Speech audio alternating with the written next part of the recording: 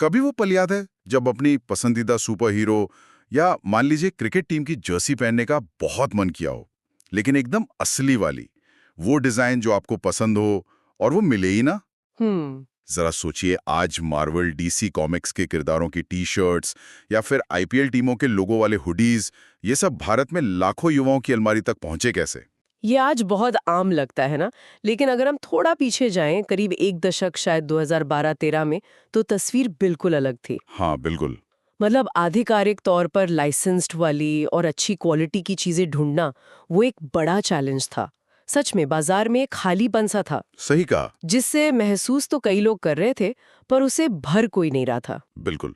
और आज हम एक ऐसे ही सफर की गहराई से पड़ताल करने वाले हैं, द सोल स्टोर की कहानी।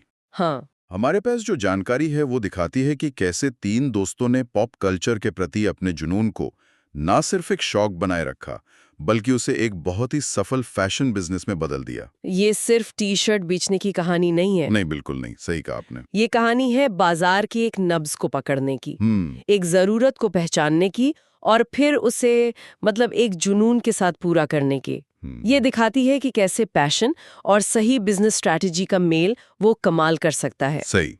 यहाँ सिर्फ प्रोडक्ट नहीं, एक पूरी कम्युनिटी और पहचान बनाने की बात है। तो आज हमारी कोशिश यही समझने की है कि ये सब हुआ कैसे, वो क्या पड़ाव थे, क्या रणनीतियां थीं, जिन्होंने एक छोटे से आइडिया को भारत के सबसे चहेते पॉप कल्चर ब्रांड्स में से एक बना दिया। बिल्कुल। हम उन सोर्सेस को देखेंगे जो इस सफर के अहम मोड़ और सीक्रेट्स पर रोशनी डालते हैं। चलिए शुरू करते हैं इस दिलचस्प कहानी की परतों को खोलना। तो कहानी शुरू होती है लगभग 2013 के भारत से। ठीक। एक ऐसा दौर जब इंटरनेट धीरे धीरे अपनी पैठ बना रहा था, स्मार्टफोन्स आम हो रहे थे, हाँ हाँ। और युवाओं के बीच ग्लोबल पॉप कल्चर मतलब फिल्में, टीवी शोज, कॉमिक्स, गेम्स, इसका क्रेज तेजी से बढ़ रहा था। हाँ, वो दौर मुझे याद है। हॉलीवुड की बड़ी फ्रेंचाइजी फिल्में हाँ मतलब धूल मचा रही थी। गेम ऑफ थ्रोन्स जैसे शोज की खूब चर्चा थी। क्रिकेट का जुनून तो खैर हमेशा से ही है, लेकिन इस जुनून को दिखाने का, उसे पहनने का जरिया कहाँ था? जैसा आपने कहा, लाइसेंस्ड मर्चेंडाइज मतलब वो सामान जिसे बनाने की ऑफिशियल अनुमति हो, वो लगभग गायब था। बिल्कुल। और अगर मिलता भी था तो शायद कुछ चुनिंदा बड़े शहरों के स्टोर्स में, या फिर क्वालिटी वो उतनी अच्छी नहीं होती थी। सही। ज्यादातर फैंस के हाथ क्या लगता था? सस्ते, नकली या फिर पायरेटेड वर्जन। हाँ, वो फील नहीं आती थी उनमें। उनमें वो फील नहीं थी, वो ऑथेंटिसिटी नहीं थी। देखिए, एक असली फैन अपने हीरो या टीम के साथ एक जुड़ाव महसूस करना चाहता है ना। बिल्कुल। और वो नकली माइल पहनकर नहीं हो पाता। ये एक बड़ी फ्रस्ट्रेशन थी उस समय के युवाओं में। और इसी फ्रस्ट्रेशन, इसी खालीपन को बहुत शिद्दत से महसूस किया और पहचाना तीन दोस्तों ने, हर्ष शाह, वेदांग पटेल और आदित्य शर्मा। हमारे सूत्र बताते हैं कि ये तीनों खुद भी बड़े पॉप कल्चर फैन थे, तो शायद उन्होंने खुद ये कमी झेली होगी। हाँ, लगता तो यही है। अपने फेवरेट बैंड या कॉमिक कैरेक्टर की अच्छी टी शर्ट ना मिलने की कसक महसूस की होगी। यहीं से वो चिंगारी भड़की। जानकारी के अनुसार उन्होंने देखा कि एक तरफ तो दीवानगी बढ़ रही है, लोग किरदारों से, कहानियों से इमोशनली जुड़ रहे हैं, हाँ। लेकिन दूसरी तरफ इस भावना को व्यक्त करने का, अपनी पहचान बनाने का कोई ढंग का तरीका, खासकर फैशन के जरिए, वो था ही नहीं। अच्छा। ये सिर्फ एक बिजनेस गैप नहीं था, ये एक इमोशनल गैप भी था। अगर आप ये देखें था क्या? तो क्या उनका आइडिया सिर्फ ये था कि चलो टी शर्ट बनाते हैं, या मतलब कुछ और गहरा था इसके पीछे? आइडिया इससे कहीं ज्यादा गहरा था। वो सिर्फ टी शर्ट या मग्स बेचना नहीं चाहते थे। ओके। उनका विजन था एक ऐसा ब्रांड बनाना जो युवाओं के जुनून का आईना हो, एक ऐसा प्लेटफॉर्म जहां फैंस को सिर्फ प्रोडक्ट ना मिले, बल्कि एक कम्युनिटी मिले, एक पहचान मिले। इंटरेस्टिंग। जहां वो गर्व से कह सकें, हाँ मैं इसका फैन हूं। इसी सोच के साथ द सोल्ड स्टोर की नींव रखी गई। लक्ष्य साफ था, पॉप कल्चर को पहनने लायक बनाना, उसे सेलिब्रेट करना। ये दिलचस्प है। मतलब शुरुआत से ही फोकस सिर्फ बेचने पे नहीं, बल्कि वो एक कनेक्शन बनाने पर था। बिल्कुल। लेकिन देखिए, आइडिया होना एक बात है, उसे जमीन पर उतारना बिल्कुल दूसरी। वो भी 2013 में, जब ई कॉमर्स आज जैसा उतना फैला हुआ नहीं था। उन्होंने पहला कदम कैसे उठाया? हाँ, ये जरूरी सवाल है। उनकी शुरुआती रणनीति बहुत सोची समझी थी, और उस समय के हिसाब से मैं कहूंगी क्रांतिकारी थी। अच्छा। उन्होंने सीधे ऑनलाइन रास्ता चुना, अपना ई कॉमर्स स्टोर लॉन्च किया। आज ये बहुत आम लगता है ना? हाँ, आजकल तो सभी करते हैं। लेकिन तब ज्यादातर बिजनेस फिजिकल स्टोर्स के बारे में सोचते थे। ऑनलाइन जाना एक बड़ा दांव था उस वक्त। लेकिन इसके पीछे जरूर कोई ठोस वजह रही होगी। क्या सोर्सेज बताते हैं कि ऑनलाइन ही क्यों चुना उन्होंने? हाँ, इसके कई कारण थे। पहला और सबसे ऑब्वियस, कम लागत। फिजिकल स्टोर खोलने का वो भारी भरकम खर्चा बच गया। सही। दूसरा, पहुंच। इंटरनेट के जरिए वो सिर्फ एक शहर या इलाके तक सीमित नहीं थे, बल्कि पूरे भारत के फैंस तक पहुंच सकते थे। राइट। तीसरा, उस वक्त भारत में ऑनलाइन शॉपिंग धीरे धीरे बढ़ रही थी, खासकर युवाओं में। उन्होंने उस लहर को वक्त रहते पहचान लिया।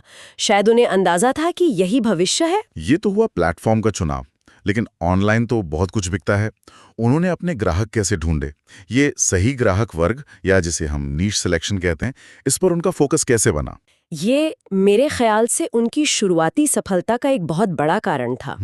उन्होंने सबके लिए सब कुछ बनाने की कोशिश नहीं की। उन्होंने लेजर फोकस रखा उन डाई हार्ड फैंस पर। अच्छा।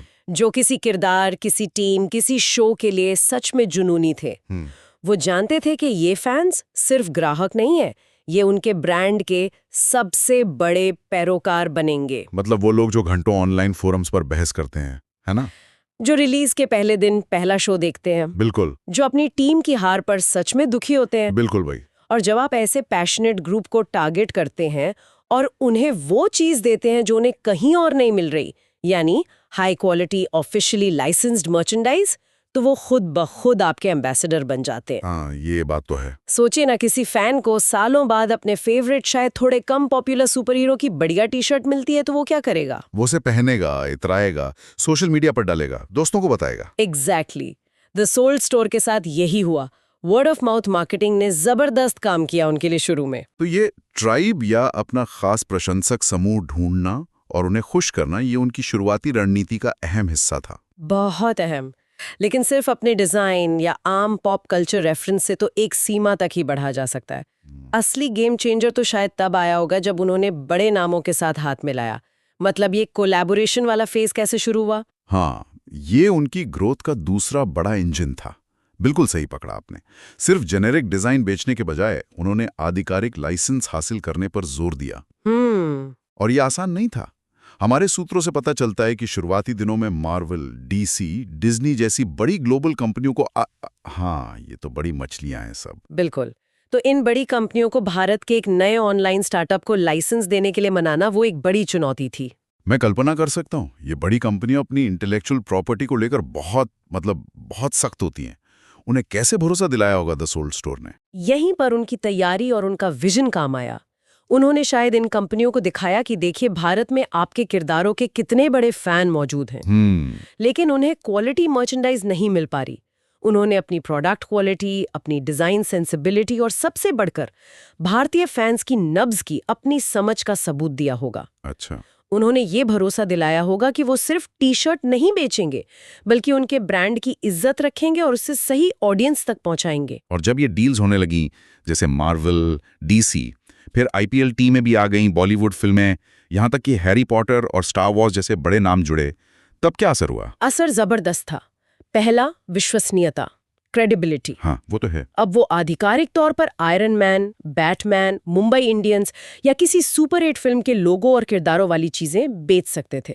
इससे ग्राहकों का भरोसा कई गुना बढ़ गया। सही। दूसरा, पहुंच। हर नए लाइसेंस के साथ एक नया फैन बेस उनके साथ जुड़ गया। जो लोग पहले पायरेटेड माल खरीदने पर मजबूर थे, उन्हें अब एक ऑथेंटिक ठिकाना मिल गया। तीसरा, ब्रांड वैल्यू। इन बड़े नामों के साथ जुड़ने से द सोल्ड स्टोर खुद एक बड़ा और प्रतिष्ठित ब्रांड बन गया। ये सिर्फ कोलैबोरेशन नहीं थे, ये स्ट्रैटेजिक पार्टनरशिप्स थीं, जिन्होंने उन्हें तेजी से स्केल करने में मदद की। तो ये तस्वीर अब काफी साफ हो रही है।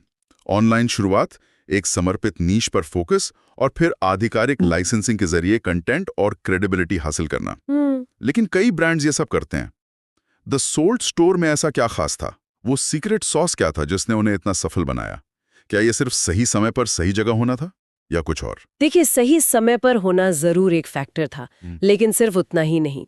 मेरे ख्याल से, और जो हमारे स्रोत भी इशारा करते हैं, उनका असली सीक्रेट सॉस उनकी अपने ग्राहक की अविश्वसनीय रूप से गहरी समझ थी। अच्छा। वो सिर्फ ट्रेंड्स फॉलो नहीं कर रहे थे, वो फैंस की भाषा बोल रहे थे, उनकी नब्ज पकड़ रहे थे। इसका क्या मतलब है? इससे थोड़ा और समझाएंगी? क्या वो सिर्फ ये जानते थे कि कौन सा कैरेक्टर पॉपुलर है? या उससे कहीं ज्यादा, वो ये समझते थे कि फैन क्या महसूस करता है। उदाहरण के लिए, सिर्फ अवेंजर्स का लोगो छाप देना एक बात है, हाँ, लेकिन किसी एक किरदार के किसी कम जाने पहचाने लेकिन फैंस के बीच बेहद पॉपुलर डायलॉग या मीम पर आधारित डिजाइन बनाना बिल्कुल दूसरी बात है। अच्छा, हाँ ये बात तो है। ये दिखाता है कि आप सिर्फ बेच नहीं रहे, आप खुद भी फैन हैं, आप समझते हैं। सूत्रों से पता चलता है कि उनकी डिजाइन टीम में शायद ऐसे लोग थे जो खुद उसी कल्चर का हिस्सा थे। वो लेटेस्ट मीम्स, अंदरूनी जोक्स, फैन थ्योरीज, इन सब से वाकिफ थे। अच्छा, तो ये प्रोडक्ट डिजाइन तक जाता था मामला। मतलब वो सिर्फ लाइसेंस नहीं ले रहे थे, वो उस लाइसेंस को भारतीय फैंस के लिए रिलेटेबल और आकर्षक बना रहे थे, है ना? बिल्कुल। और ये सिर्फ प्रोडक्ट तक सीमित नहीं था, उनकी मार्केटिंग, उनकी सोशल मीडिया प्रेजेंस सब इसी भाषा में बात करती थी। वो फैंस के साथ वैसे ही इंटरैक्ट करते थे जैसे फैंस आपस में करते हैं। उन्होंने समझा कि लोग सिर्फ टी शर्ट नहीं खरीद रहे, वो अपनी पहचान का एक टुकड़ा खरीद रहे हैं। सही कहा। जब कोई गेम ऑफ थ्रोन्स की टी शर्ट पहनता है तो वो दुनिया को बता रहा है कि वो उस फिक्शन वर्ल्ड का हिस्सा है, वो उन वैल्यूज से जुड़ता है। द सोल्ड स्टोर ने इसी पहचान से जुड़ने में मदद की। ये पहचान से जुड़ाव वाली बात, ये बहुत पावरफुल लगती है। मतलब ब्रांड सिर्फ कपड़े बेचने वाला नहीं रहा, बल्कि वो लोगों के पैशन, उनके शौक, उनकी आइडेंटिटी का एक्सटेंशन बन गया। सटीक। और यहीं पर आता है भावनात्मक जुड़ाव, इमोशनल कनेक्शन। ओके। हमारे स्रोत इस बात पर जोर देते हैं कि बिजनेस सिर्फ लेन देन नहीं है, खासकर जब आप पैशन से जुड़ी चीजें बेच रहे हों। द सोल्ड स्टोर ने अपने ग्राहकों के साथ एक भावनात्मक रिश्ता बनाया। उन्हें लगा कि ये हमारा ब्रांड है, ये हमें समझता है, ये रिश्ता सिर्फ डिस्काउंट या सेल से नहीं बनता। नहीं, बिल्कुल नहीं। ये लगातार अच्छी क्वालिटी, रिलेटेबल डिजाइन और ऑथेंटिक कम्युनिकेशन से बनता है। तो क्या हम कह सकते हैं कि उनका सीक्रेट सॉस टेक्नोलॉजी या लाइसेंस से ज्यादा इस बात में था कि उन्होंने ग्राहक को गहराई से समझा, उनकी पहचान से जुड़े और एक इमोशनल बॉन्ड बनाया? मैं तो यही कहूंगी। Technology, e commerce platform, licensing deals, ये सब जरूरी औजार थे, बिल्कुल। लेकिन इंजन जो इस गाड़ी को चला रहा था, वो था ग्राहक की गहरी समझ और उससे बना वो भावनात्मक कनेक्शन। उन्होंने एक कम्युनिटी बनाई, ऑनलाइन और ऑफलाइन इवेंट्स किए, फैंस को एंगेज किया। वो सिर्फ बेच नहीं रहे थे, वो एक मूवमेंट बना रहे थे। वैसे इस पूरी कहानी में कुछ चुनौतियां भी तो आई होंगी। ऐसा तो नहीं हो सकता कि सब कुछ एकदम स्मूथ चला हो। अरे बिल्कुल नहीं। क्या सोर्सेज इस बारे में कुछ बताते हैं? निश्चित रूप से चुनौतियां रही होंगी। स्रोत शायद बहुत विस्तार में न जाएं, पर हम अंदाजा लगा सकते हैं। जैसे शुरुआत में फंडिंग जुटाना, हाँ वो तो होता ही है। फिर लगातार अच्छी क्वालिटी बनाए रखना, खासकर जब प्रोडक्शन बढ़ता है, भरोसेमंद सप्लायर्स ढूंढना। लॉजिस्टिक्स भी एक मसला रहा होगा। बिल्कुल। फिर जैसे जैसे वो सफल हुए, कंपटीशन भी बढ़ा होगा। कई और प्लेयर्स इसी मॉडल को कॉपी करने की कोशिश करने लगे होंगे। सही। इन सब से निपटना और अपनी यूनिकनेस बनाए रखना, ये सब आसान नहीं रहा होगा। और एक और बात, तेजी से बढ़ते हुए अपनी कोर वैल्यूज को बनाए रखना, वो भी एक बड़ी चुनौती होती है। ये एक बहुत अहम पहलू है। सफलता के साथ अपनी जड़ों से जुड़े रहना मुश्किल हो सकता है। खैर, इस पूरी यात्रा को देखते हुए द सोल्ड स्टोर की कहानी से क्या मुख्य सबक या की टेकअवेज मिलते हैं, खासकर उन लोगों के लिए जो अपना कुछ शुरू करना चाहते हैं या अपने बिजनेस को आगे बढ़ाना चाहते हैं? मुझे लगता है 3 मुख्य सबक हैं जो साफ तौर पर सामने आते हैं। पहला और सबसे महत्वपूर्ण, अपने विशिष्ट समूह पर ध्यान दे। मतलब find your tribe and serve them well. हर किसी को खुश करने की कोशिश में अपनी पहचान मत खोइए। उन लोगों को पहचानिए जो आपके प्रोडक्ट या सर्विस के लिए सबसे ज्यादा जुनूनी है। उन्हें समझिए, उनकी भाषा बोलिए, उन्हें वो दीजिए जो उन्हें सच में चाहिए। द सोल्ड स्टोर ने पॉप कल्चर फैंस को अपना ट्राइब बनाया और उनकी उम्मीदों पर खरे उतरे। और जैसा हमने पहले बात की, यही फैंस आपके सबसे बड़े समर्थक बनते हैं, प्रचारक बन जाते हैं। बिल्कुल। दूसरा सबक है डिजिटल और सही साझेदारियों का लाभ उठाएं। Leverage digital and strategic partnerships. ठीक है। आज के युग में ऑनलाइन उपस्थिति और डिजिटल मार्केटिंग बहुत जरूरी है। ये आपको कम लागत में बड़ी ऑडियंस तक पहुंचने का मौका देती है। साथ ही द सोल्ड स्टोर की तरह सही रणनीतिक साझेदारियां जैसे लाइसेंसिंग डील्स आपके ब्रांड को विश्वसनीयता, नया कंटेंट और तेज ग्रोथ दे सकती हैं। लेकिन पार्टनरशिप सोच समझ कर करें, जो आपके ब्रांड वैल्यू से मेल खाती हो। हाँ, ये जरूरी है। लाइसेंसिंग उनके लिए वाकई गेम चेंजर था, लेकिन शायद हर बिजनेस के लिए मुमकिन ना हो। पार्टनरशिप के और भी तरीके हो सकते हैं। जरूर, कोलैबोरेशन कई तरह के हो सकते हैं। तीसरा और शायद सबसे बुनियादी सबक है, ग्राहक केंद्रित रहें, दिल से। Be genuinely customer centric. ये सिर्फ कहने की बात नहीं होनी चाहिए। वास्तव में अपने ग्राहकों को सुने, समझें कि वो क्या चाहते हैं, उनकी ज़रूरतें क्या हैं, उनकी आकांक्षाएं क्या हैं। सिर्फ प्रोडक्ट मत बेचिए, उनकी पहचान और भावनाओं से जुड़िए। सही। सोर्स मटेरियल का निचोड़ भी यही है कि अगर आप अपने दर्शकों को गहराई से समझ लेते हैं, तो एक टिकाऊ और सफल ब्रांड बनाना कहीं ज्यादा आसान हो जाता है। मतलब सारी रणनीति, सारे फैसले इसी एक सवाल के इर्द गिर्द घूमने चाहिए, हमारे ग्राहक के लिए सबसे अच्छा क्या है ना? सटीक, उनकी ज़रूरतें, उनकी पसंद, उनका फीडबैक, यही आपके बिजनेस का कंपास होना चाहिए। ये तीनों सबक, अपने ट्राइब पर फोकस, डिजिटल और पार्टनरशिप का स्मार्ट उपयोग और गहरी ग्राहक केंद्रितता, मुझे लगता है किसी भी सफल बिजनेस की नींव होते हैं, चाहे वो किसी भी इंडस्ट्री में हो। तो इस पूरी चर्चा का सार यही निकलता है कि द सोल्ड स्टोर की कहानी हमें सिखाती है कि कैसे पॉप कल्चर जैसे जुनून को अपने ग्राहकों की गहरी समझ और सही बिजनेस रणनीतियों के साथ मिलाकर एक सफल और कहना चाहिए टिकाऊ फैशन एम्पायर खड़ा किया जा सकता है।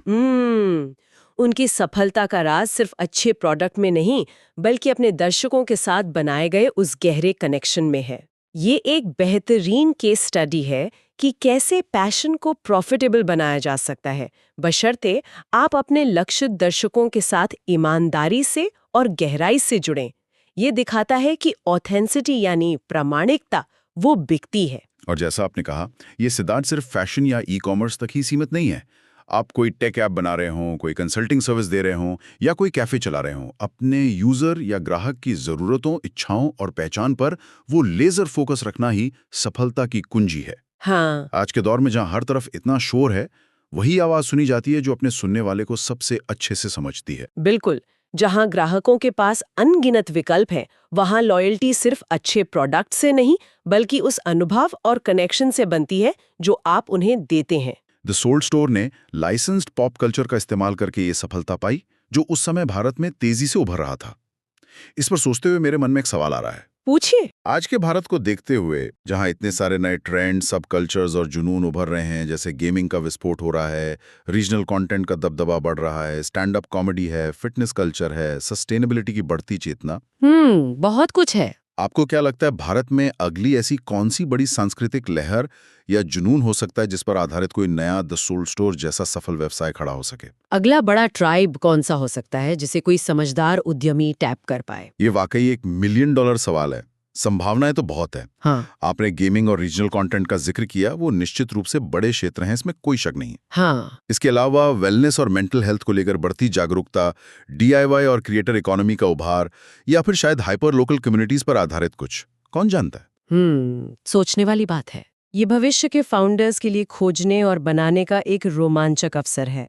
जरूरत है बस उस अगले जुनून को पहचानने की और उसे समझने की, वैसे ही जैसे द सोल्ड स्टोर ने 1 दशक पहले किया था।